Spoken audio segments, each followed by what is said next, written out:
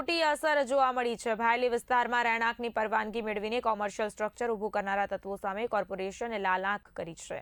ભાયલીના સરદારનગરમાં નિયમોનું ઉલ્લંઘન કરી બની રહેલી બિલ્ડિંગનું કામ વડોદરા મહાનગરપાલિકાએ તાત્કાલિક અસરથી બંધ કરાવી દીધું છે। પ્રાથમિક તપાસમાં સામે આવ્યું છે કે કંદર્પ બ્રહ્મભટ્ટ નામના વ્યક્તિએ રહેણાંક માટે રજા ચિઠ્ઠી લીધી હતી, પરંતુ સ્થળ પર નકશા વિરુદ્ધનું અને કોમર્શિયલ જેવું બાંધકામ મળી આવ્યું છે। પાલિકાએ આ મામલે કડક કાર્યવાહી કરતા જમીન માલિકને નોટિસ ફટકારી છે। ખાસ કરીને જીડીસીઆરના નિયમો મુજબ જે દાદરા અંદર હોવા જોઈએ તે લોખંડના દાદરા માર્જિન છોડ્યા વગર બહારની તરફ બનાવવામાં આવ્યા છે। ડેપ્યુટી ટીડીઓ ધરતીબેન ભટ્ટના જણાવ્યા અનુસાર નોટિસ આપી દેવામાં આવી છે। સાથે જ જો યોગ્ય ખુલાસો નહીં મળે તો ગેરકાયદેસર હિસ્સા પર બુલડોઝર ફરે તેવી પણ શક્યતા વ્યક્ત કરવામાં આવી છે।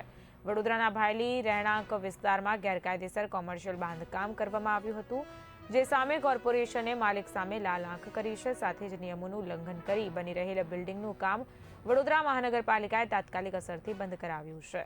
ગેરકાયદેસર બાંધકામ અંગે મળેલ માહિતી પ્રમાણે કંદર્પ બ્રહ્મભટ્ટ નામના વ્યક્તિએ રહેણાંક માટે રજા ચિઠ્ઠી લીધી હતી, પરંતુ સ્થળ પર જ નકશા વિરુદ્ધનું અને કોમર્શિયલ જેવું બાંધકામ મળી આવ્યું છે। સમગ્ર મામલે પોલીસે તપાસ હાથ ધરી છે।